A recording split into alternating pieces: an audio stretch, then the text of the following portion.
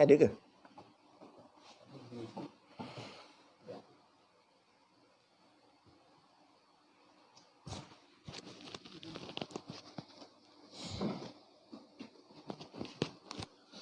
Assalamualaikum warahmatullahi wabarakatuh. Ila hadrati sayyidina wa habibina wa syafi'ina Muhammadin sallallahu alaihi wasallam wa ila arwahi abaihi wa ikhwanihi minal anbiya'i wal mursalin salawatullahi wa salamuhu alaihi wa alaihim ajma'in wa ala ali kulli wa sahabati wal qarabati wat tabi'in wa tabi'it tabi'in bi ihsanin ila yaumiddin wa ila arwahi walidina wa muallimina wa dzawil huquqi alaina ajma'in wa khususan ila hadrati Syekh Abu Abdullah Husain bin Muhammad Nasir bin Muhammad Taib Al-Mas'udi Al-Banjari bisiril Fatihah. A'udzu billahi minasyaitonir rajim. Bismillahirrahmanirrahim. Alhamdulillahirabbil alamin. Ar-Rahmanir-Rahim. Maliki yaumiddin. Iyyaka na'budu wa iyyaka nasta'in. Ihdinas siratal mustaqim. Siratal ladzina an'amta 'alaihim ghairil maghdubi 'alaihim waladdallin. Amin.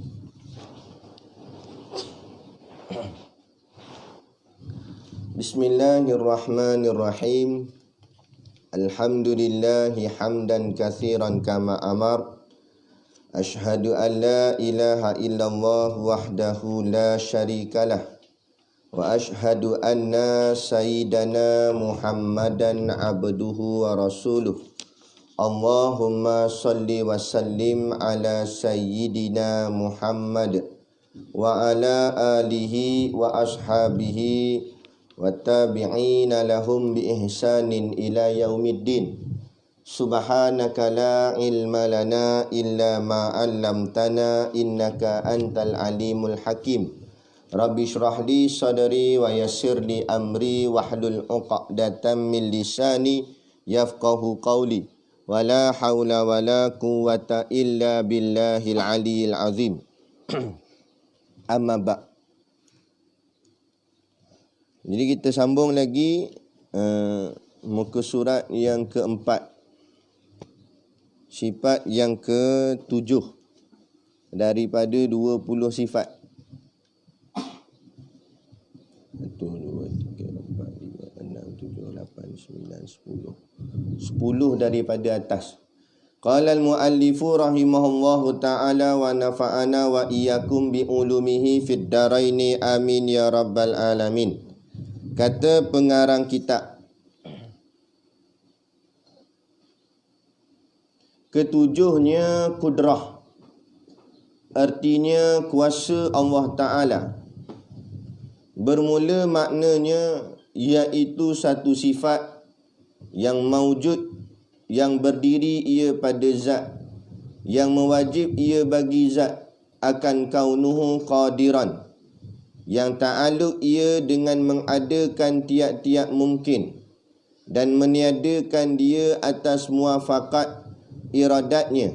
Artinya tiada mengada oleh Allah Ta'ala akan satu mungkin, melainkan atas sifat yang ditentu akan dia oleh iradatnya.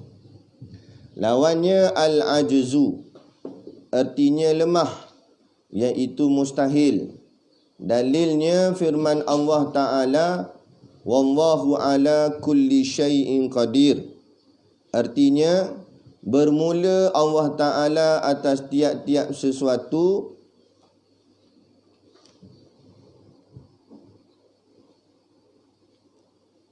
amat kuasa.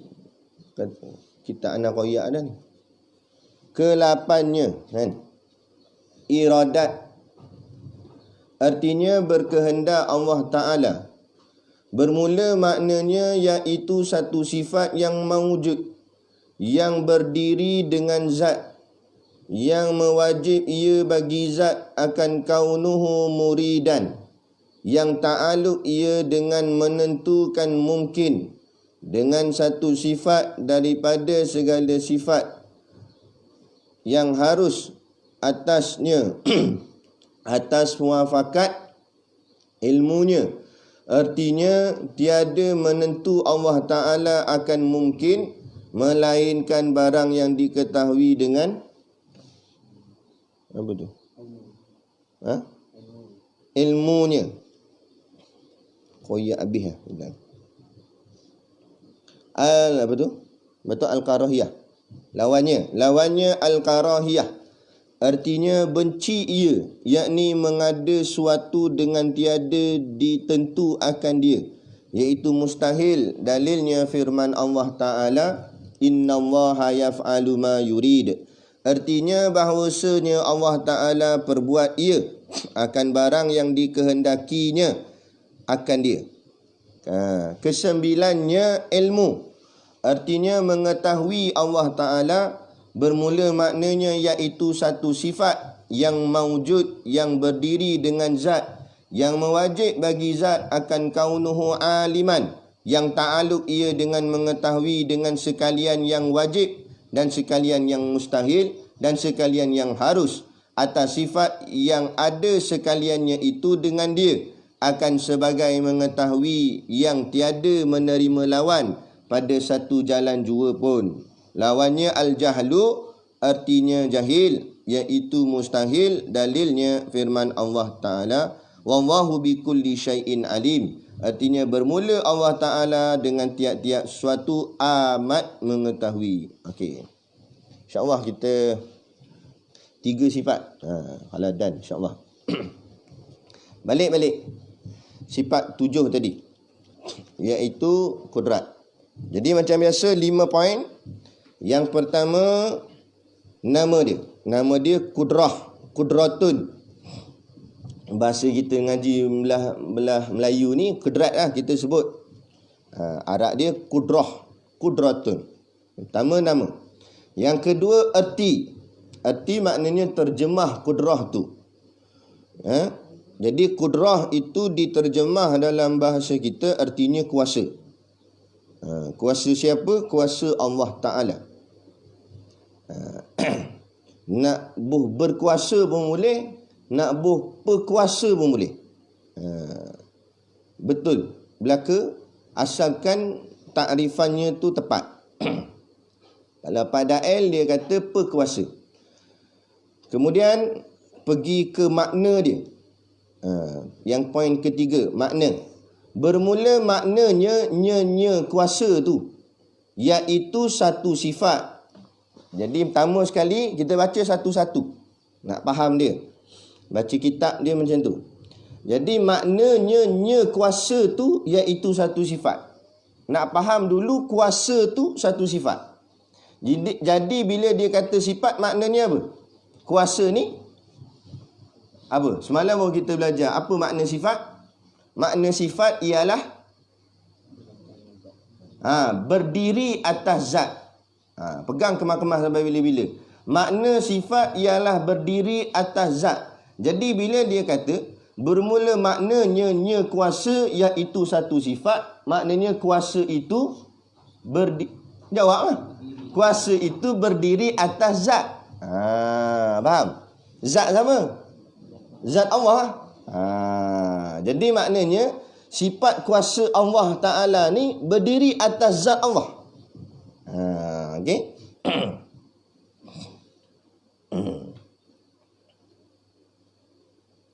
Sebab ada pandangan yang salah lah, yang mengatakan Allah tak ada sifat. Dia kata kuasa tu bukan sifat, kuasa tu Allah. Jadi pandangan kita ahli sunnah wal jamaah, kaedah akidah kita, kuasa tu sifat, tapi sifat itu berdiri atas zat Allah. Boleh faham? Sebab zat Allah lain, zat lah. Sifat lah. Tetapi zat dan sifat ni bersekali. Macam kita buat contoh air gula semalam. Air lah, gula lah. Tapi air gula tu bersekali.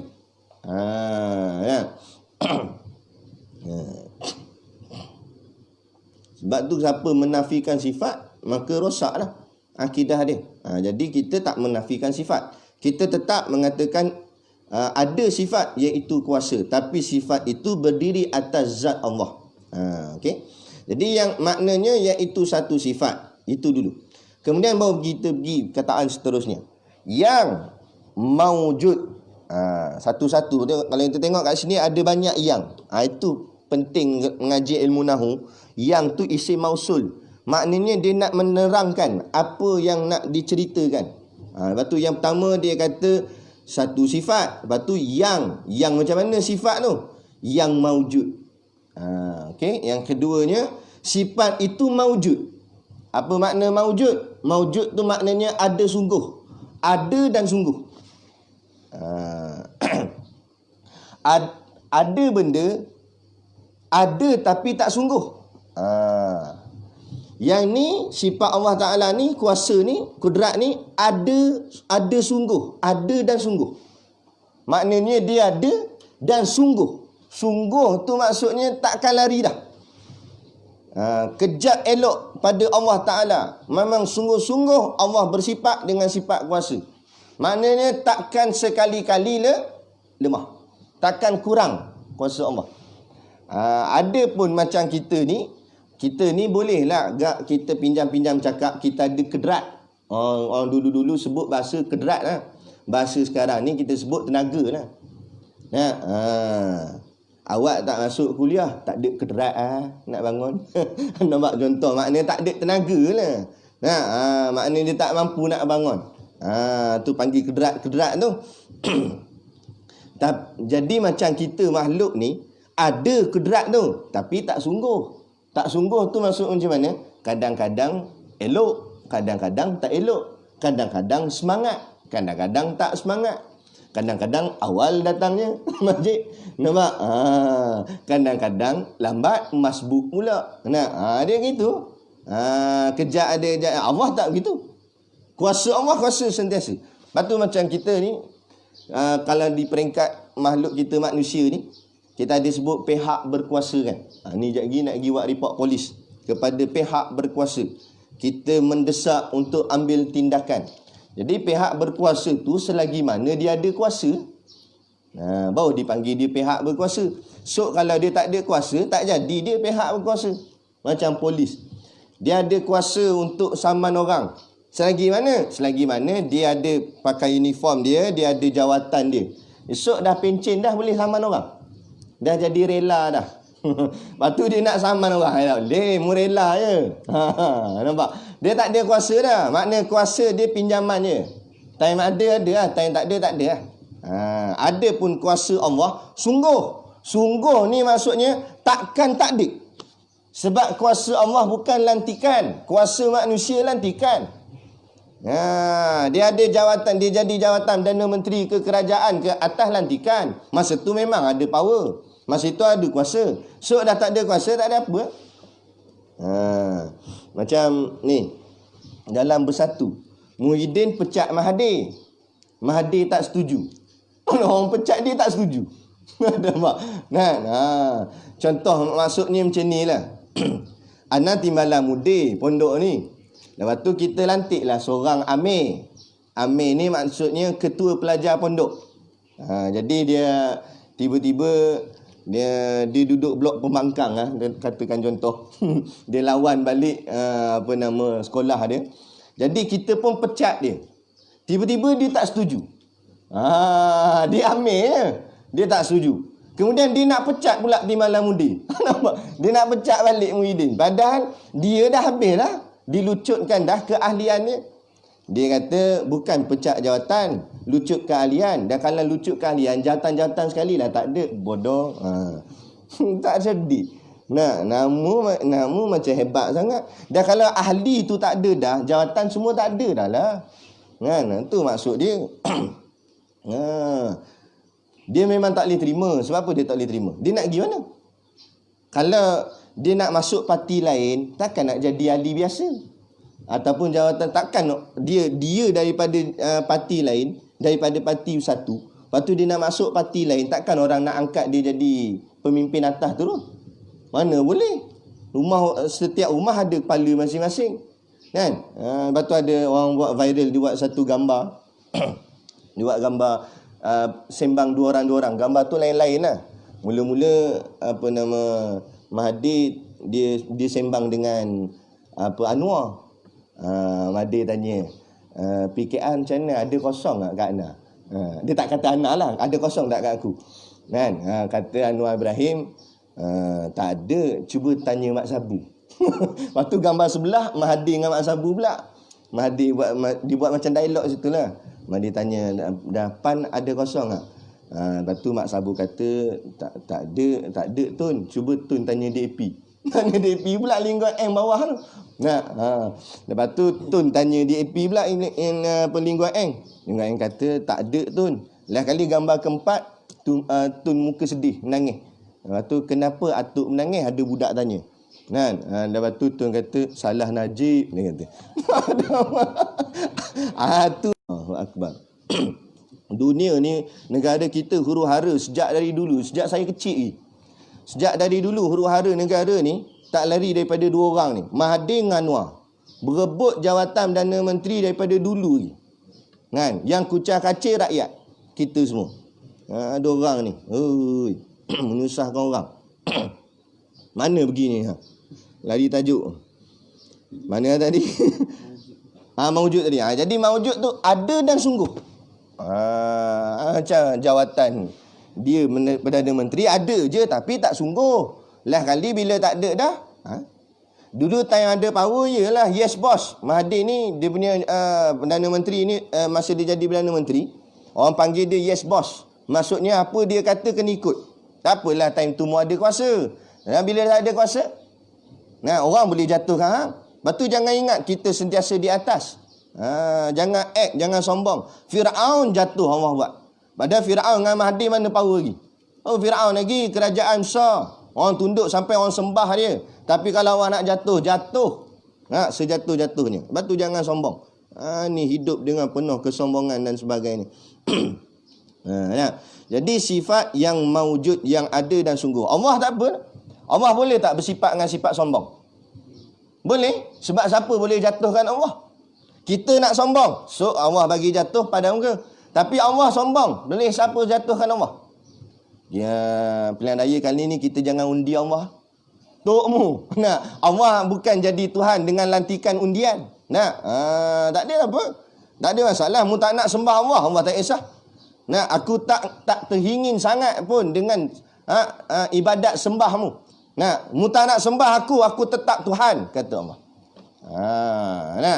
Lepas tu kita yang memerlukan Allah, bukan Allah memerlukan kita. Kita yang perlukan Islam, bukan Islam perlukan kita. Sebab tu kalau kita tak nak duduk dalam perjuangan ni, sedikit pun perjuangan ni tidak mengherankan. Tak ada nak risaukan kita. Kita yang kena risau kalau kita tak duduk dalam perjuangan ni. Begitu juga majlis ilmu, pengajian agama. Majlis ilmu tak memerlukan anak murid, tapi anak murid lah memerlukan majlis ilmu. Kerana macam semalam kita pergi makan roti canai kan. Lepas tu ada seorang jemaah tu dia orang masjid Berwah. Tapi lama agak tak nampak batang hidung pun. Lepas tu dia tanya soalan, dia kata, apa pandangan ustaz terhadap COVID-19 ni, apa hikmah dia? Kan? Berdasarkan orang ahli agama lah.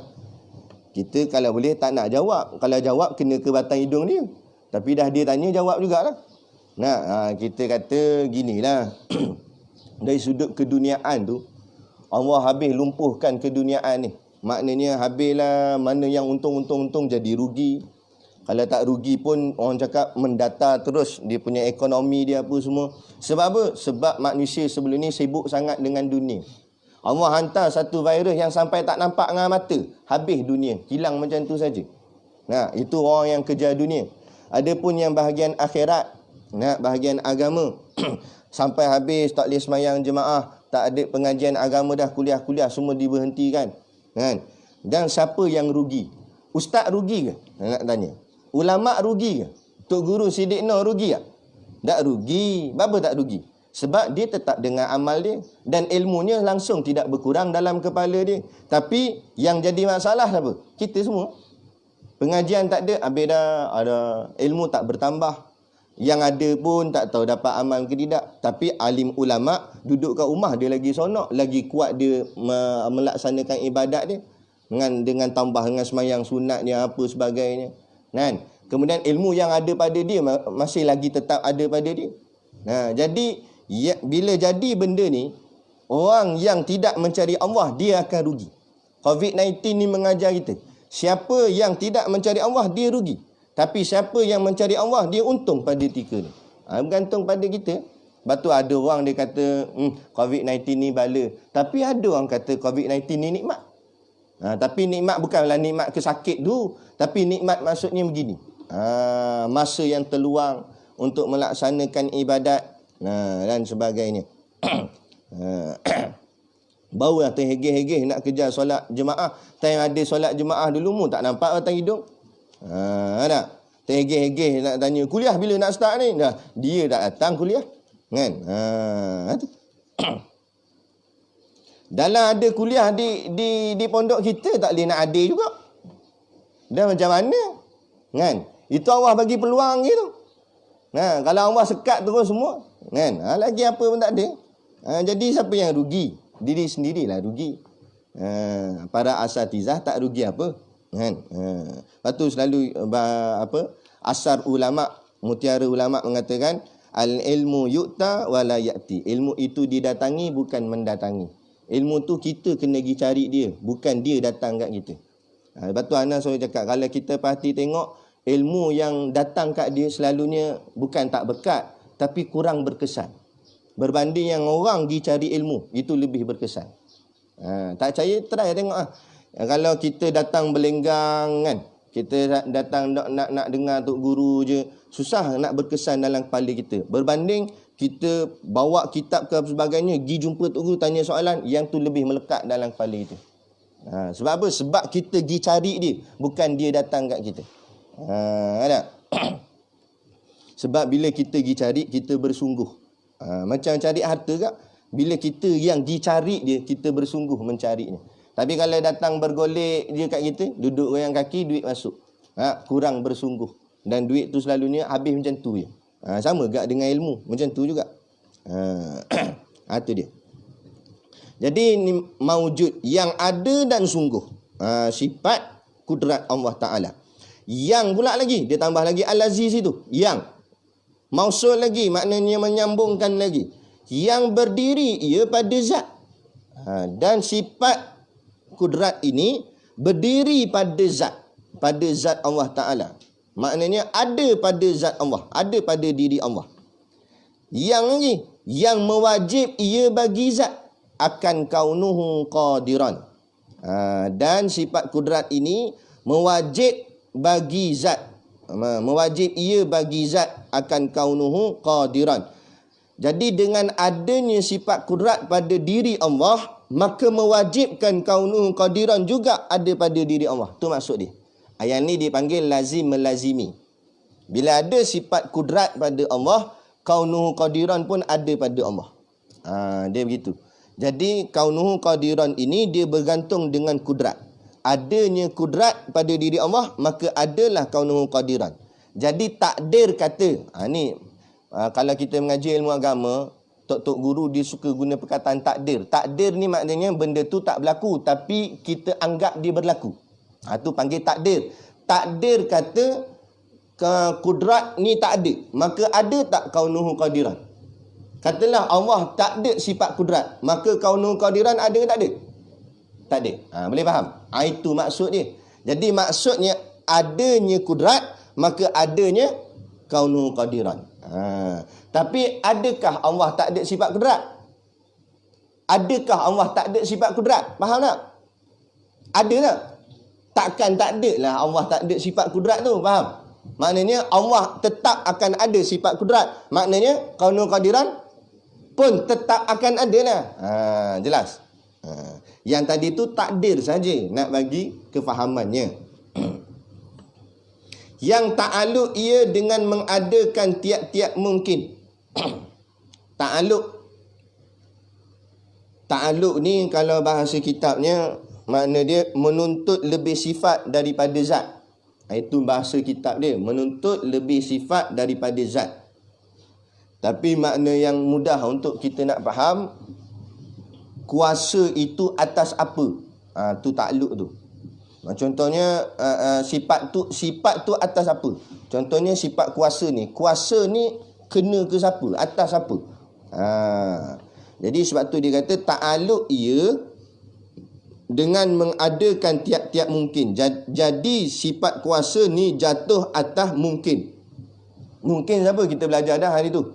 Makhluk tu ada 4 pecahan mungkin tu. Jadi kuasa Allah tu jatuh pada 4-4 tu. Ingat balik yang pertama apa dia? Mungkin ma'ujud ba'dal adam. Barang yang ada selepas tak ada. Jadi Allah, kuasa Allah jatuh atas dia. Mungkin ma'ujud ba'dal adam tu. Dan mungkin ma'dum ba'dal wujud. Suatu yang telah ada kemudian akan tak ada. Kuasa Allah juga atas dia. Kemudian mungkin sayujat, bakal benda yang akan ada. Contoh hari akhirat, hari kiamat. Itu pun atas takluk di bawah kuasa Allah. Sebab tu Ana cakap, kiamat ni kalau Allah nak batalkan, boleh tak boleh? Boleh. Sebab apa? Sebab dia atas takluk kuasa Allah, kedrat Allah. Kalau Allah berkuasa untuk mengadakan atau meniadakan ia. Sebab dia termasuk di dalam mungkin, kategori dia. Mungkin apa dia? Mungkin sayujad nama dia. Kemudian yang keempat, mungkin alim Allah annahu lam yujad. Pada ilmu Allah benda tu tak berlaku. Itu pun atas kuasa Allah. Katalah ni pun takdir juga. Takdir kata di zaman Rasulullah, Allah berkuasa tak berkuasa untuk mengimankan Abu Jahal dan Abu Lahab? Berkuasa tak? Kuasa. Tu maksud mungkin annahu lam yujad tadi tu. Pada ilmu Allah dia takkan beriman. Tapi pada sisi kuasa Allah, boleh tak Allah bagi dia iman? Boleh.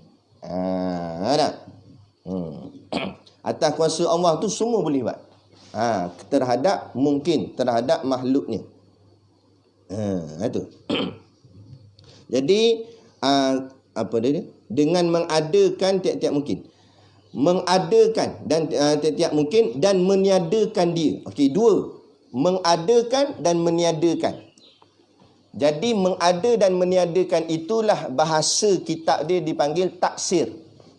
Jadi takluk kudrat iaitu namanya taksir. Taksir tu maknanya memberi bekas. Takluk kudrat Allah taksir. Makna taksir tu memberi bekas. Okey, baik. Sekarang kita nak faham apa makna memberi bekas. Makna memberi bekas, mengadakan tiada, meniadakan ada. Tu. Makna Allah boleh bagi ada sesuatu yang tak ada, dan Allah boleh bagi tak ada sesuatu yang ada. Tu makna memberi bekas. Dan satu lagi fungsi takluk, iaitu membezakan sifat Allah dengan sifat makhluk. Sebab kita kata Allah bersifat dengan sifat kudrat. Tapi boleh tak kita cakap manusia pun ada kedrat juga? Pinjam-pinjam cakap boleh. Macam kita sebut tadilah, kedrat bahasa kita ni maknanya tenaga lah, kemampuan. Memang kita ada kedrat agak, tenaga, kemampuan. Tetapi kedrat kita tak sama dengan kedrat Allah dari segi apa? Takluk ni tadi.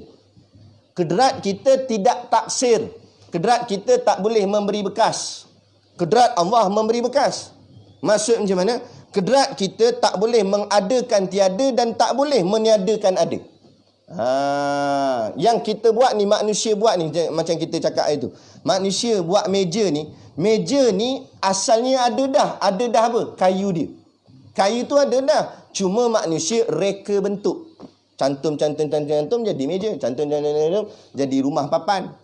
Dia kerja, dia main cantum-cantum. Tapi dia nak mereka ataupun nak mencipta sesuatu yang tak ada kepada ada, manusia tak boleh buat. Itu Allah. Itu namanya memberi bekas. Itulah namanya taksir. Allah mengadakan kayu. Asal kayu tak ada. Kan? Macam Ana buat contoh dulu di pondok dulu. Masa kuliah kat masjid dulu. Kan Ana cakap kan? Kita single dulu. Seorang je. Lepas tu kita menikah, kahwin, lepas tu tiba dapat anak. Mana datang anak tu? Tiba-tiba keluar daripada perut isteri kita. Mana dia datang? Nah, itu kuasa Allah mengadakan sesuatu yang tak ada, asal tak ada. Tiba-tiba ada. Kan? Lepas tu kita makan seulah durian. Biji dia kita campak buang kat luar. Nah, lamakah berapa tahun dah, tiba-tiba naik pucuk jadi pokok. Pokok pula lah bertahun-tahun akhirnya jadi besar. Daripada seulah tu saja, sebiji tu saja kita jatuhkan ke tanah, jadi pokok, dan dari pokok tu pula tumbuh berbiji-biji lagi buah. Macam mana boleh jadi sampai ke pokok asal daripada biji tu? Itulah taksir. Allah memberi bekas. Nah, dengan kuasanya daripada tak ada kepada ada. Manusia boleh buat? Tak boleh. Lepas tu jangan banggalah buat bangunan tinggi-tinggi. Nah, Allah buat pokok renek je tapi boleh mendatangkan hasil. Mu buat bangunan boleh tumbuh buah. Lepas tu sombong buat apa? Lepas tu pelik manusia. Tengok KLCC dengan hebat. Dah tengok pokok tak nampak hebat. Mu nampak ciptaan manusia lebih hebat daripada ciptaan Allah. Maknanya mu membesarkan manusia, membesarkan makhluk, bukan membesarkan Allah. Nah, maka kazab apa yang kamu lafaz dalam takbir semayang. Kamu kata Allahu Akbar, sebenarnya kamu pembohong. Kamu bukan besarkan Allah, tapi kamu besarkan makhluk. Sebab kamu nampak makhluk lebih hebat daripada Tuhan. Ni tujuan kita mengaji ilmu akidah, biar kita faham. Betulkan balik. Kan? Biar lafaz dalam takbir semayang kita lafaz yang bermakna. Barulah sempurna semayangnya. Bukan lafaz-lafaz kosong je. Kalau lafaz kosong, Abdullah bin Ubay pun semayang belakang Nabi. Abdullah bin Ubay pun takbir juga. Tapi Abdullah bin Ubay bapa munafik. Kan? Jadi jangan kita jadi macam tu. Kan? Baik. Dan jadi mengadakan tiap-tiap mungkin dan meniadakan dia atas muafakat iradatnya. Okey, yang seterusnya muafakat iradatnya. Muafakat ni maksudnya berselari atau bersepakat. Muafakat iradatnya maknanya kudrat Allah ini mesti berselari dengan iradatnya. Apa makna iradat? Iradat kita tak masuk lagi, sekejap lagi kita masuk. Tapi ringkas cerita dulu, iradat ni maknanya kehendak Allah. Jadi maknanya kuasa Allah mesti bertepatan dengan kehendak Allah. Apa yang Allah lakukan, kuasa Allah tadi mengadakan sesuatu yang tiada atau meniadakan sesuatu yang ada itu dengan kehendaknya. Jadi bila maksud dengan kehendaknya, bukan dengan keterpaksaan. Jadi apa Allah buat bukan satu benda yang terpaksa. Allah tak nak buat, tiba-tiba kena buat juga. Tak, bukan macam tu. Apa Allah buat? Allah buat dengan memang kehendak dia. Allah nak jadikan macam tu. Tak kisahlah. Sama ada pada sisi zahirnya kita nampak benda tu baik ataupun tidak baik. Yang baik pun Allah yang buat. Yang tidak baik pun siapa buat? Allah buat. Kullu min indillah. Katakanlah wahai Muhammad, setiap sesuatu itu semuanya daripada Allah. Itulah makna hakikat. Adapun dari segi adab, kita kata yang baik datang daripada Allah dan segala kekurangan itu silap kita sendiri. Jangan keliru, tu bukan hakikat, itu adab.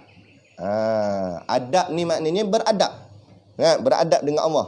Takkan nak kata jahat aku pun Allah semua. Salah Allah lah ni. Bukan kita menyalahkan Tuhan. Tapi dari segi hakikatnya kuasa tu kuasa Tuhan. Tapi dari segi adabnya menyalahkan diri sendiri, menyalahkan kita. Boleh faham? Dia begitu. Okey. Baik. Jadi muafakat iradatnya. Artinya tiada mengada oleh Allah Ta'ala. Tak adalah Allah mengadakan sesuatu itu, satu mungkin, melainkan atas sifat ditentu akan dia. Melainkan Allah yang tentukan begitu. Setiap sesuatu yang berlaku itu Allah yang tentukan. Jadi jahatnya setan siapa tentukan? Allah. Allah yang menjadikan setan tu jadi jahat dengan kehendaknya, bukan dengan sebab kehendak setan. Jadi jangan terpesong dengan kesalahfahaman yang mengatakan Allah Tuhan pun tak sangka setan jadi jahat. Tak betul. Mana pula tak sangka? Memang Tuhan yang nak jadikan setan tu jahat. Dan Tuhan nak jadikan setan tu memang jahat. Begitu juga kita semua. Orang yang jahat tu, dia jahat tu sebab Tuhan yang jadikan dia jahat. Tuhan memang nak jadikan dia jahat dari segi hakikatnya. Bukan syariat. Dari segi syariat kita berlandaskan Quran dan hadis.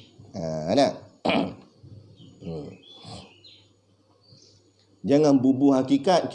Kita tak mengetahui hakikat melainkan Allah sebenar-benar yang mengetahui hal-hal hakikat yang sebenar-benar ni.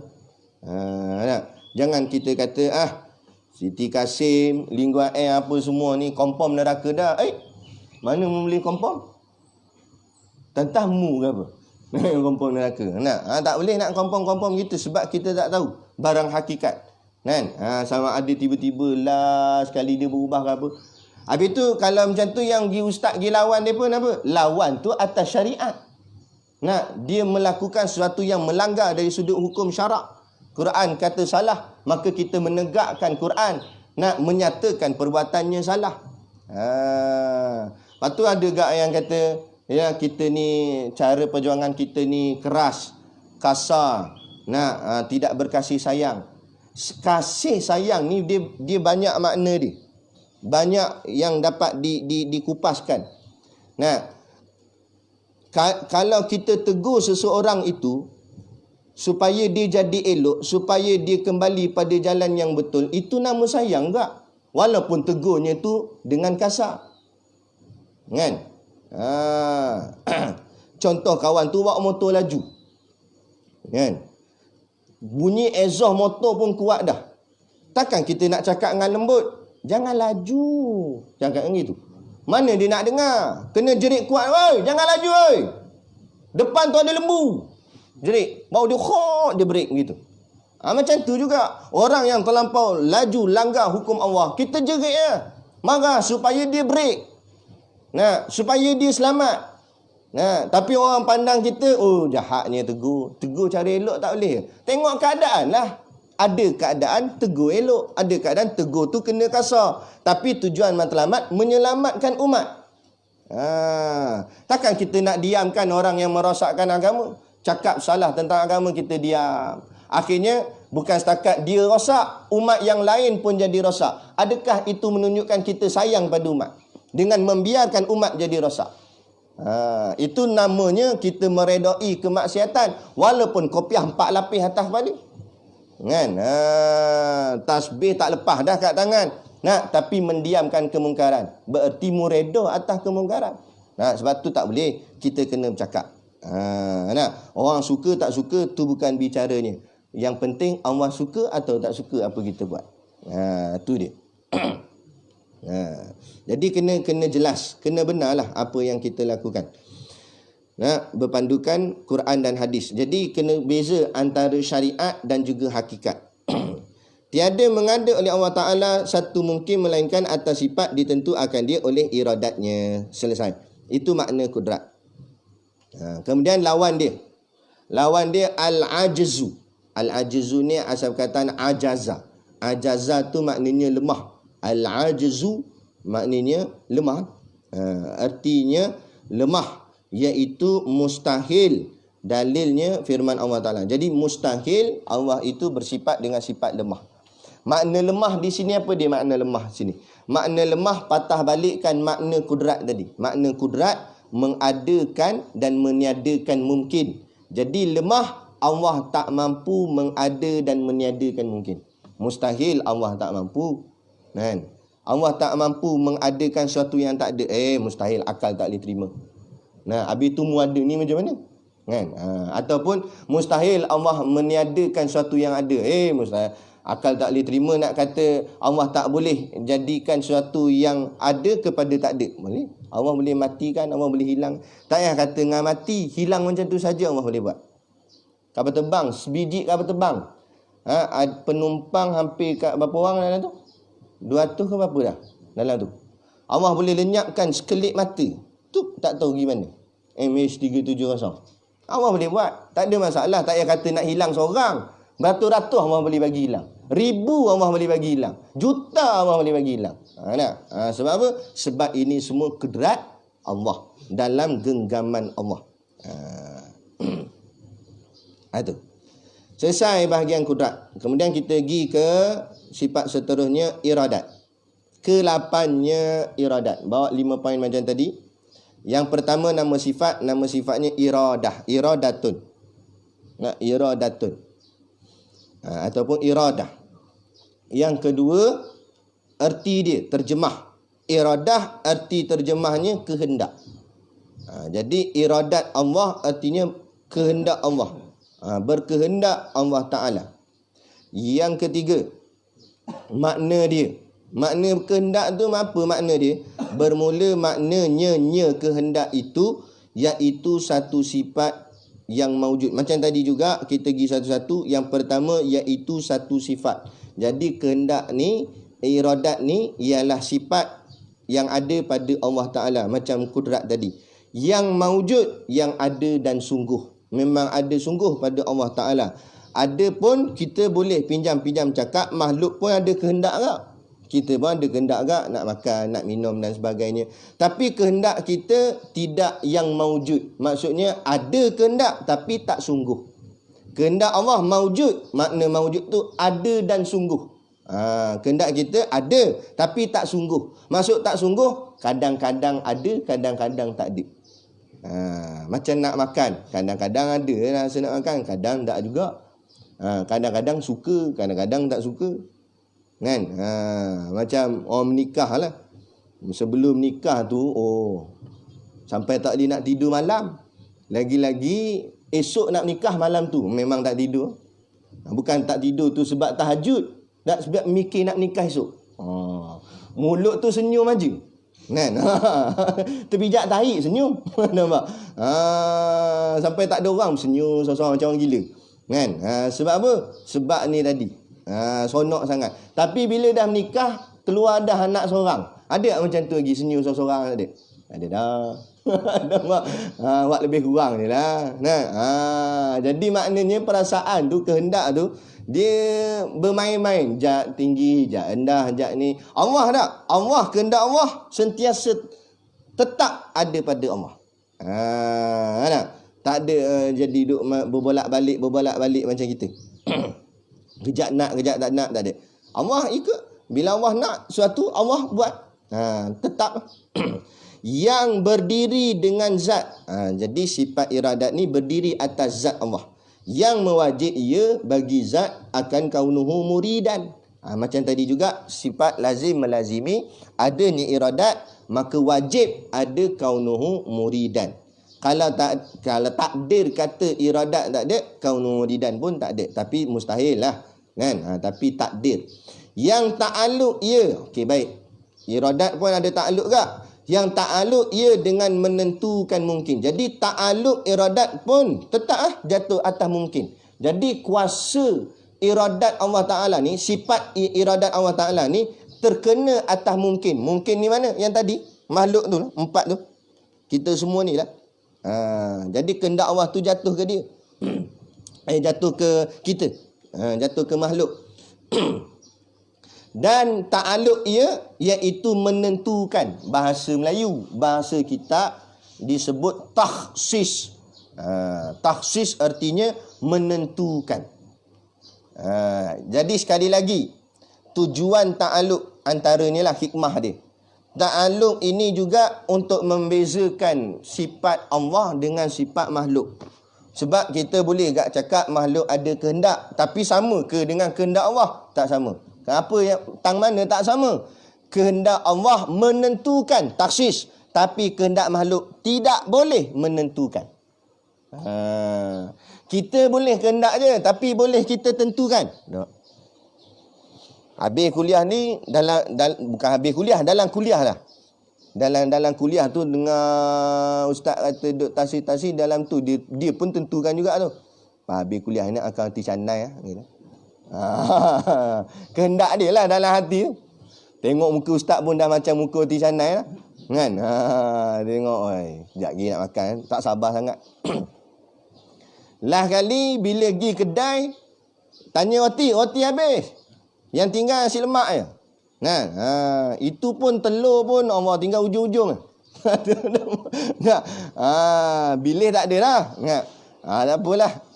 Jadi dia, lah kali tadi dia tentu dia kehendak nak makan roti canai. Tapi bila sampai jadi masa, dia akan hati canai nasi lemak. Nasi lemak. Maknanya dia boleh kehendak tapi tak boleh tentu. Itu makhluk. Tapi Allah, apa yang Allah kehendak, itu yang Allah tentu. Maknanya apa Allah kehendak, tetap akan jadi apa yang Allah kehendak. Kerana Allah yang tentukan. Adapun kita, kehendak saja tapi tak boleh nak tentukan. Jadi kehendak kita ni umpama macam bayang-bayang, tak ada apa. Tak boleh mengubah apa-apa pun kehendak kita ni. Habis apa yang berlaku ni jadi dengan apa yang kita nak, jadi tu sebab kebetulan. Kebetulan apa yang kita nak tu bertepatan dengan apa yang Allah nak, maka jadi. Tapi jadinya tu bukan sebab kehendak kita sebenarnya. Nampak macam kehendak kita, tapi hakikatnya sebenarnya kehendak Allah. Nampak aja macam, contoh macam tadilah, dia nak makan sangat roti canai, pergi kedai, memang betul dia dapat makan roti canai. Diingatkan sebab kehendak dia? Tak, tapi sebab kehendak Allah. Cuma nampaknya kebetulan. Kebetulan dia nak roti canai, Allah pun memang nak dia makan roti canai, maka jadi makan roti canai. Tapi hakikat yang menentukan roti canai ke apa, Allah, bukan dia. Dia boleh nak aja. Macam orang mengaji lah. Rata-rata orang mengaji nak alim lah. Tapi adakah dia boleh tentukan diri dia alim, dapat ilmu? Belum. Allah yang menentukan sama ada nak beri dia ilmu atau tidak beri dia ilmu.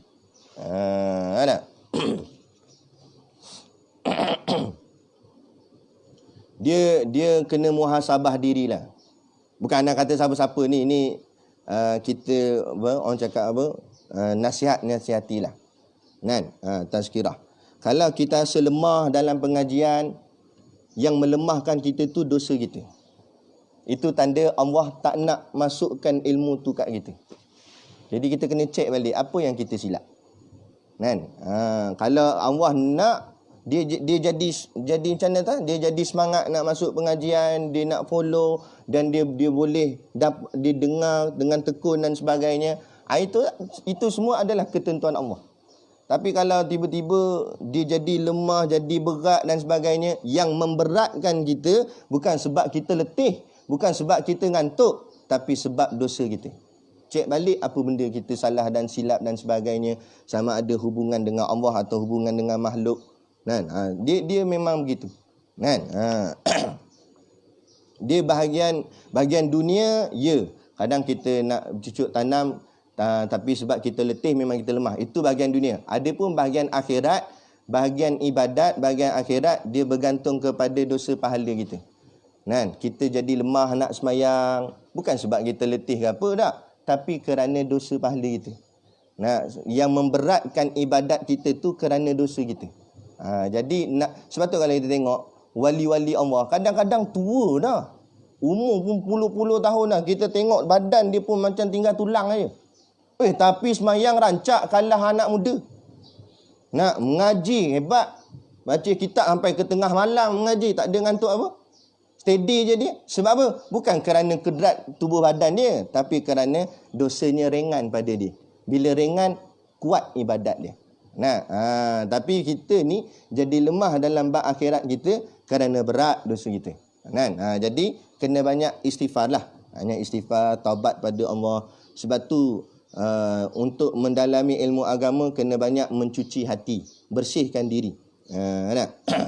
Bersihkan diri supaya mudah tuangan Allah. Kata Tok Guru, tuangan Allah. Kalau cawan tu sudah bersih, mudah Allah tuangkan rahmatnya, yakni ilmunya, rezekinya, nikmatnya ke dalam cawan yang bersih. Barulah terasa nikmat bila kita minum. Tapi kalau cawan tu kotor dah, tuang-tuang pun, macam kita selalu buat contoh, dalam cawan tu ada tahi dah, pergi tuang air, bubuh air sedap pun, fresh orange pun, jadi fresh orange ke fresh tahi dalam.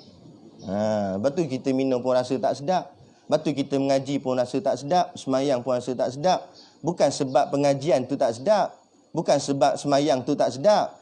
Semayang, ibadat ni semua benda-benda sedap, benda-benda syurga, benda-benda yang lazat. Tapi dia jadi tak sedap, hati kita kotor. Sebab tu jadi sedap. Tapi kalau hati tu bersih elok, bubuhlah benda-benda akhirat, benda ibadat, dia akan terasa lazat. Itu dalam istilah tasawuf namanya zauq. Zauq tu maksudnya kelazatan. Bila lazat, dia nak lagi, dia jadi gairah, dia jadi seronok dalam kerja-kerja ibadat dia. Macam Tok Guru kita tengok. Balik lewat malam 2-3 pagi pun pacak dah. Sebelum subuh ada dah mayang tahajud apa semua. Sebab apa ni? Kan? Kita tengok ulama-ulama kita sakit dah, teruk dah sakit. Duduk dekat ICU siap dah. Main dengan wire masuk sini. Tapi pukul 3 pagi tepat bangun mayang tahajud. Padahal sakit. Kita sihat tak ada wire pun. Nampak bantal terlekat atas muka. Bukan wire. Ni orang wire berselirat masuk jarum lah apa semua. Bangun mayang tahajud. Kan? Sebab apa? Bukan sebab kesihatan dia. Tapi sebab rohnya dengan Tuhannya rapat. Kan? Tu. Moga-mogalah Allah berikan kepada kita pelan-pelan lah. InsyaAllah. Nak bersihkan diri. Baik. Mana dah tadi? Jadi itu dia. Muafakat. Belum itu. Menentukan mungkin dengan satu sifat daripada segala sifat harus. Jadi harus. Jadi maknanya iradat ni menentukan tadi itu harus. Harus tu maksudnya Allah nak tentukan apa saja Allah boleh buat. Tak ada halangan. Tidak ada sekatan. Macam kita nak tentukan apa-apa, ada sekatan. Kita nak macam ni tapi tak boleh jadi macam ni. Makna ada halangan. Allah, apa saja Allah nak tentu, tak ada siapa boleh halang. Harus bagi dia. Sebab tu tak pelik lah. Kalau orang tanya, kalau betul lah perjuangan PAS ni betul atas nama Islam, kenapa Allah tak bagi menang? Kenapa Allah menangkan orang yang batil? Orang yang tak nak perjuangkan Islam? Lah, itu kesukaan Allah. Itu hak dia. Allah yang menentukan. Allah tentukan nak bagi yang tak betul naik. Mungkin ada hikmahnya. Tugas kita mencari hikmahnya. Hikmahnya supaya kita berjuang. Kalau dari awal lagi kita dah menang, siapa nak berjuang? Jadi malah lah kita jadi makin lara dan sebagainya. Tak payah kata zaman kita hari ni, di medan perjuangan PAS ni. Zaman Nabi lagi. Allah boleh buat lantik-lantik je jadi Nabi umur 40. Terus Allah menangkan Islam. Boleh? Walaupun tanpa peperangan Allah boleh buat. Tapi Allah berikan ruang-ruang jihad, ruang-ruang gugur syahid. Allah buat jadi kesusahan pada perjuangan tu supaya Allah nak mengganda-gandakan pahala. Sebab tu jangan risau ianya bila susah. Tapi pandanglah kesusahan itu gandaan pahala daripada Allah. Lepas tu bila kita dalam bab akhirat kita buat suatu ianya susah. Sonoklah dengan kesusahan itu, kerana dengan susah itu Allah membanyakkan pahala. Dalam bab akhirat jangan selalu mencari jalan mudah. Dalam bab akhirat tak apa cari jalan susah, tak apa. Kerana dengan jalan susah itu banyak pahalanya. Bersusah payah mengaji, tak faham mengaji lagi, tak faham mengaji lagi, berganda-ganda pahalanya. Sebab tu orang yang baca Quran merangkak-rangkak lebih banyak pahala daripada orang yang baca Quran tetapi lancar. Dia baca Quran lancar, 1 pahala. Orang baca Quran merangkak, 2 pahala. Lepas tu kita yang hafal Quran jangan ejek kawan-kawan kita ikra' atau baca yang sangkut-sangkut tu. Apa sangkut-sangkut? Dia sangkut-sangkut 2 pahala. Sebab apa? Sebab dia sanggup, walaupun dia susah dia tetap buat. Itu pengorbanan dia. Maka pengorbanan tu Allah bagi ganjaran pahala. Allah Maha Adil. Allah dah bagi kita senang, maka bagi 1 pahala dia lah. Dia Allah bagi susah. Dengan susah tu dia tetap istiqamah. Allah bagi 2 pahala pada dia. Dia gitu. Yang pentingnya istiqamah. Walaupun mu lancar baca tapi tak istiqamah, tak ada guna tak? Dekat sekolah iyalah ngulang baca, kat rumah pergi cebuk main. Nampak? Dah. Jadi tak sama gak walaupun mu lancar mu tak istiqamah. Daripada orang mangkak-rangkak tapi istiqamah, itu lebih baik. Sebab yang mahalnya istiqamah. Jadi atasnya atas muafakat ilmunya, dan sifat iradat muafakatnya pula dengan ilmu. Tadi sifat kudrat, muafakatnya iradat. Tu jangan keliru, bagi faham elok-elok. Sifat kudrat, muafakat iradat. Maknanya kudrat itu selari dengan iradat. Kuasa Allah bertepatan dengan kehendaknya. Bila sampai sifat iradat pula, muafakatnya ilmu. Maksudnya kehendak Allah itu selari dengan ilmunya. Maksud ilmu sini pengetahuannya. Maknanya apa yang Allah tentukan itu atas apa yang Allah tahu. Maknanya Allah tentukan tu Allah tahu, bukan Allah tentukan tanpa dia sedar ataupun tanpa dia tahu. Itu tak. Bukan maksud jadi suatu benda tu asal jadi macam ni. Lah aku tak pasang tak? Bukan gitu. Itu kita. Kan? Allah, apa yang Allah buat, apa Allah jadi, memang tu Allah tahu memang nak jadi macam tu. Tak ada Allah jadi pelik. Lah awak PH pula menang pilihan raya lepas. Tak ada belik itu. Memang Allah yang buat dia menang. Memang Allah buat jadi jatuh pula, naik pula Muhyiddin. Semua tu Allah buat. Kan? Sebabnya atas kehendak dia dengan yang selari dengan pengetahuannya. Itu maksud muafakat ilmunya. Artinya tiada menentu Allah Ta'ala akan mungkin melainkan barang yang diketahui dengan ilmunya. Setiap yang Allah tentu itu nak semuanya Allah tahu. Mustahil apa yang Allah tentukan itu tanpa pengetahuan dia. Tidak. Ada. Lawannya contoh macam kita bercanggah lah. Kadang-kadang apa yang kita tentu kita tak tahu. Contoh macam contoh Ana lah. Ana lantik beberapa ahli jabatan kuasa. Kita lantik seorang jadi bahagian jaga kewangan sekolah dan sebagainya. Tapi kita tak tahu. Rupa-rupanya tengok-tengok duit sekolah habis, lesap, ambil ke dia. Kita tentukan dia jadi AJK kita. Tapi kita tak tahu sebenarnya dia tu jahat, ambil duit, curi. Dulu Tok Guru pernah kena kat sekolah ni dulu. Kan? Macam-macam ujian. Panggil seorang ustaz mengajar tahfiz, mengajar hafal Quran. Lepas tu dia bawa perempuan. Dia kata tu bini dia. Dia duduk kat depan sana. Dia kata tu bini dia. Tak apalah. Lama punya bulan lepas tu, family perempuan tu datang. Family perempuan ni jemaah yang dengar kuliah Tok Guru juga dekat masjid kat luar lah. Dia datang. Datang bergaduh habis kat rumah tu. Jadi Tok Guru pergi tengok apa pasal awak gaduh ni. Dah kali barulah pecah temelang. Rupanya perempuan tu bukan bini dia. Awek dia. Tak nikah pun lagi. Tapi duduk serumah dah. Ustaz hafal Quran 30 juzuk. Tu. Kita ingatkan hafiz dah ni. Baik dah. Jadi ustaz dah ni. Buat maksiat. Tak percaya cerita ni, tanya Tok Guru. Tok Guru tahu. Nikah kat bilik bawah. Yang kat pejabat sekarang ni. Duduk kat bilik tu nikah. Tok Guru suruh nikah. Tok Guru punya marah. Tok kata, entah ambil barang entah apa semua keluar. Anda tak nak tengok lah. Marah sungguh. Buat maksiat. Berbulan-bulan kalau sekali tu batu insaf pula boleh tahan kira lagi. Dah rasa selamat, rasa tak ada apa. Buat tak kisah aja. Allahu akbar. Duduk serumah perempuan dengan tak menikah. Tu. Jadi kita boleh tentu, tapi kadang-kadang ketentuan kita di luar pengetahuan kita. Kalau tu awal lagi Tok Guru tahu perangai macam tu, tak ambil dah. Tapi sebab kita tak tahu. Sama juga kita terima pelajar. Kita tak tahu background dia macam mana, perangai dia macam mana. Ambil je lah dulu. Tahu-tahu tengok, macam ni perangai. Jadi jual dadah dia dalam pondok ni dulu. Kita bawa masuk, tengok dia pergi jual dadah dalam ni. Allah. Ada seorang budak pondok tu, asal rokok pun tak sentuh. Rokok pun tak pernah sentuh. Last kali kena tangkap dengan polis, kes dadah. Dekat Kuala Lumpur. Kena tangkap dengan polis, kes dadah. Mahkamah. Polis sampai telefon ke sini. Betul ke nama sekian-sekian ni pernah mengaji di sekolah ustaz ni? Kita kata ada dia. Dia ni kena tahan dah ni. Sebab kes ni. Ada. Allahu Akbar. Kita mana nak tahu? Tapi Allah tahu segala-galanya. Itu. Itulah lemahnya kita. Jadi kehendak kita lemah kerana tanpa pengetahuan. Kehendak Allah dengan pengetahuannya. Itu maksud dia. Jadi lawan dia al-karahiyah. Al-karahiyah maknanya karahiyah tu asal perkataan karaha. Karaha artinya benci. Jadi pengetahuan kehendak Allah Ta'ala itu dengan kehendaknya, bukan dengan kebenciannya. Bukan Allah tak nak buat tapi jadi macam tu juga. Tak.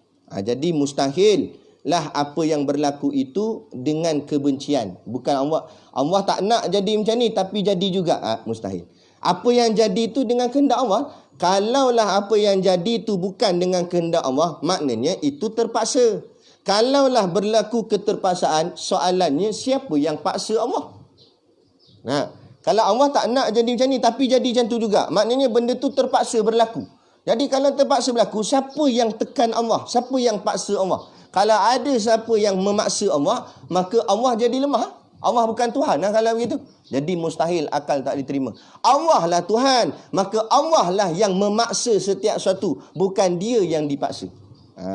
Jadi mustahil kehendak Allah Ta'ala itu berlaku bukan dengan kehendaknya. Jadi setiap yang berlaku itu dengan kehendaknya. Artinya benci ia, yakni mengada suatu dengan tiada ditentu akan dia, iaitu mustahil. Dalilnya firman Allah Ta'ala, innallaha yaf'alu ma yurid. Sesungguhnya Allah buat, yaf'alu maknanya buat, sesungguhnya Allah buat ma, setiap sesuatu itu, yurid, dengan kehendaknya. Sesungguhnya Allah melakukan setiap apa yang berlaku itu dengan kehendaknya.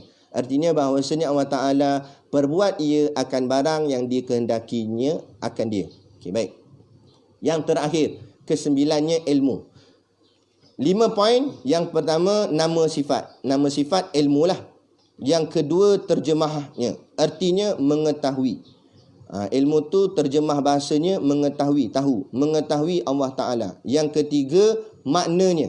Bermula maknanya ilmu itu iaitu satu sifat. Jadi macam tadi juga, ilmu itu ialah sifat yang ada pada Allah Ta'ala. Yang maujud, yang ada dan sungguh. Kita ni boleh tak cakap kita ada ilmu, tapi ilmu kita ada tapi tak sungguh. Maksud ada tak sungguh, selagi mana Allah bagi kat kita ilmu, selagi tu ada ilmu. So kalau Allah cabut ilmu tu, tak ada ilmu dah lah kat kita. Dan ilmu kita terhad, bukan semua benda kita tahu. Adapun ilmu Allah itu maujud, ada dan sungguh, maknanya ada pada Allah dan sungguh, lekat, sentiasa ada pada Allah, dan Allah tahu segala-galanya. Itu maksud dia. Yang berdiri dengan zat. Jadi sifat ni berdiri atas zat Allah, yang mewajib bagi zat akan kaunuhu aliman. Sifat lazim melazimi adanya sifat ilmu, maka adalah sifat kaunuhu aliman. Takdir, kata takdir sifat ilmu, maka takdirlah kaunuhu aliman. Yang ta'aluk ia dengan mengetahui dengan sekalian yang wajib dan sekalian yang mustahil dan sekalian yang harus. Atas sifat yang ada sekaliannya itu dengan akan sebagai mengetahui yang menerima, yang tiada menerima lawan pada satu jalan jua pun. Jadi baik, sifat ilmu ni maknanya Allah tahulah segala yang wajib, segala yang mustahil dan sekalian yang harus. Maksudnya, kata Tok Guru, Allah tahu, Allah memiliki kesemua sifat-sifat ma'ani ni pada Allah. Dan Allah tahu juga apa yang mustahil padanya. Maksudnya mustahil pada Allah. Mustahil pada Allah, contohnya mustahil Allah ada anak, Allah tahu. Sebab Allah pun ada gak benda yang mustahil. Bukan maksudnya Allah tak boleh buat, tapi benda tu tak perlu ada pada Allah. Contohnya mengadakan anak baginya. Allah tak boleh mengadakan anak baginya. Maksud tak boleh bukan maksud Allah lemah. Tak boleh tu tak layak asal nak buat anak. Kerana anak ni kelemahan. Bila kita ada anak ni sebab kita lemah. Bila ada anak boleh tolong kita. Contoh macam Nabi Ibrahim dan Nabi Ismail. Nabi Ibrahim minta kepada Allah supaya kurniakan anak, supaya boleh bantu dalam perjuangan dakwah dia. Jadi bila ada anak, ada Ismail, Nabi Ibrahim buat Kaabah, Nabi Ismail tolong. Jadi kalau Allah ada anak, maknanya Allah berhajat pada sesuatu untuk tolong dia. Tak, Allah tak perlukan anak. Kerana Allah berkuasa atas segala-galanya dah. Itu maksud dia. Jadi Allah tahu apa yang wajib baginya dan apa yang mustahil baginya dan juga apa yang harus baginya. Harus pada Allah mengadakan setiap sesuatu. Allah nak bagi ada ke tak nak bagi ada ke, itu harus bagi Allah. Jadi itulah maksud sifat ilmu pada Allah tadi ni. Allah tahu apa yang wajib baginya, apa yang mustahil baginya dan apa yang harus baginya. Ini untuk membatalkan pemikiran yang mengatakan Allah pun tak tahu dia boleh buat begini. Tak, Allah tahu apa yang dia boleh buat, Allah tahu apa yang dia tak boleh buat, dan Allah tahu apa yang dia boleh atau tak boleh nak buat. Tadi itulah wajibat, mustahilat dan ni jaizat ni, harus. Apa yang wajib, apa yang mustahil dan apa yang harus. Itu maksud dia. Lawannya al-jahlu. Al-jahlu tu artinya jahil. Jadi mustahil, Allah bersifat dengan sifat jahil, Allah tak tahu. Macam kita, kadang-kadang kita tak tahu apa yang kita boleh buat. Contoh bakat lah. Kita tak tahu bakat kita. Tapi bila terkena tu, oh baru tahu aku boleh buat benda ni. Kadang-kadang kita macam tu pengetahuan kita. Contoh gitar lah contoh. Kita tak tahu, asalnya kita pun tak tahu kita boleh main gitar tidak. Sebab tak pernah sentuh gitar. Tiba kawan bagi pinjam, sekali petik jadi lagu tu. Nampak? Ada bakat punya aku. Maknanya dia baru tahu apa yang dia boleh buat. Tu lemah. Itu maksudnya pengetahuan kita. Ada pun pengetahuan Allah tahu dah apa dia boleh buat, apa dia tak boleh buat dan apa harus baginya. Kita ni kadang-kadang apa yang kita boleh buat pun kita tak tahu, dan apa yang kita tak boleh buat pun kita tak tahu. Kita ingat kita boleh buat, rupanya tak boleh buat. Rupanya aku tak boleh buat rupanya. Kan? Tak tahu. Kan? Sebab pengetahuan kita lemah. Tak payah kata nak tahu ke benda lain, diri sendiri pun kita tak tahu. Tu. Itu maknanya ilmu tadi tu. Jadi kita al-jahlu lah kita ni. Tak tahu banyak. Ada pun Allah bukan al-jahlu. Allah tahu segala-galanya diri dia. Zatnya itu. Kalau zatnya pun Allah tahu segalanya, makhluk lebih lagi lah. Itu maksud dia. Jadi firman Allah Ta'ala, wallahu bikulli syai'in alim. Itu dalil dia. Artinya bermula Allah Ta'ala dengan tiap-tiap suatu itu maha mengetahui. Setiap suatu tu Allah tahu. Setiap suatu tu merangkumi segala-galanya. Semuanya Allah tahu. Okey, baik. Jadi kombinasi ketiga-tiga sifat ni, kudrat, iradat dan ilmu ini mengesahkan alam ini. Kerana berlakunya alam ini mesti ada tiga sifat ni. Akal tak boleh terima alam ni ada tanpa adanya tiga sifat ni. Sebab tu tak boleh menafikan tiga sifat ni. Kalau ternafi tiga sifat ni, maka ternafi segala alam. Jadi nak membuktikan tiga sifat ni, buktinya ada pada alam ni. Contoh yang Tok Guru bagi contoh masa kami ngaji pondok dulu, Tok Guru buat contoh masak nasi. Kita ibaratkan masak nasi tu ibaratnya alam ni, bumi ni lah, dunia ni ibarat dia nasi tu. Takkan jadi nasi kalau satu orang itu dia mesti ada kuasa, tenaga nak buat nak masak nasi, dan dia mesti ada kehendak nak masak nasi, dan dia mesti ada ilmu nak masak nasi. Baru nasi itu jadi. Kan? Tapi kalau contoh kudrat dia tak ada, tenaga tak ada, demam, baring atas katil. Tapi dia ada kehendak, lapar perut, nak makan nasi, dia nak masak nasi, dan ilmu masak nasi dia pandai, dia tahu. Jadi tak nasi? Kalau dia baring aja atas katil, tak jadi nasi. Sebab kedrat tak ada. Contoh lain, kedrat dia ada tenaga, siap lompat-lompat dengan periuk nasi. Kan? Tapi kehendak dia tak ada. Sebab dia kenyang. Orang bagi makan dah. Sedap dah makan tadi, kenyang sangat. Tapi ilmu masak nasi dia pandai. Jadi tak nasi? Tak jadi juga sebab kehendak tak ada. Sebab dia tak nak masak nasi. Ataupun contoh ketiga, dia ada tenaga nak masak nasi. Kan? Kehendak pun ada, lapar perut, tapi ilmu tak ada.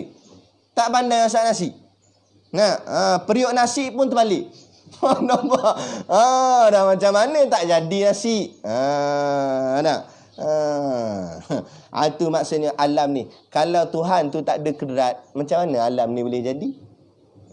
Walaupun Tuhan ada kehendak dan ada ilmu, maka mustahil.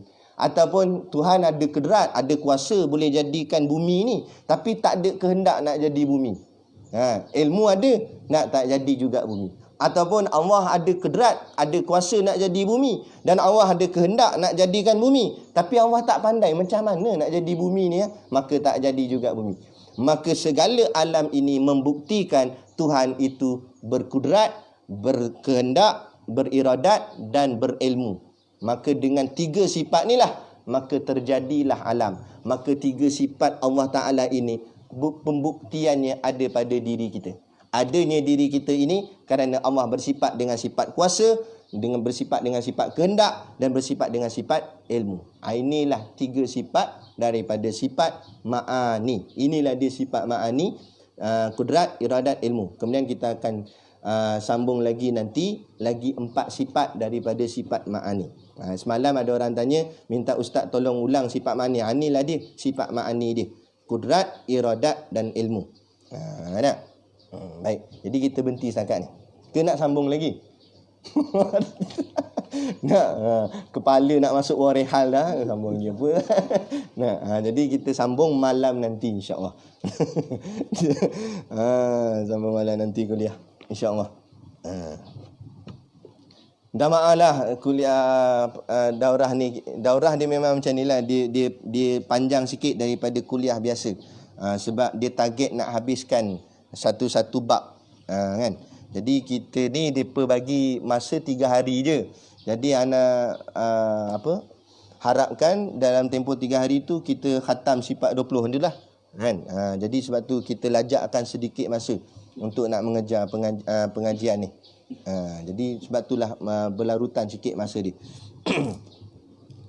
Bagi ada yang ada kerja, khidmat dan sebagainya, boleh tengah-tengah ngaji tu keluarlah pergi uruskan kerja dan sebagainya. Ada pun yang tak ada kerja, kita ngajilah kan. Kemudiannya hari ni sambung lagi. Sambung lagi sikit jadi macam biasalah.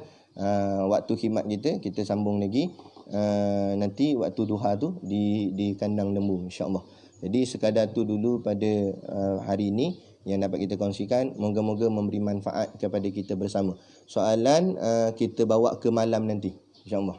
Jadi cukup sekadar tu dulu pada pagi ni. Wabillahi taufik wal hidayah. Assalamualaikum warahmatullahi wabarakatuh.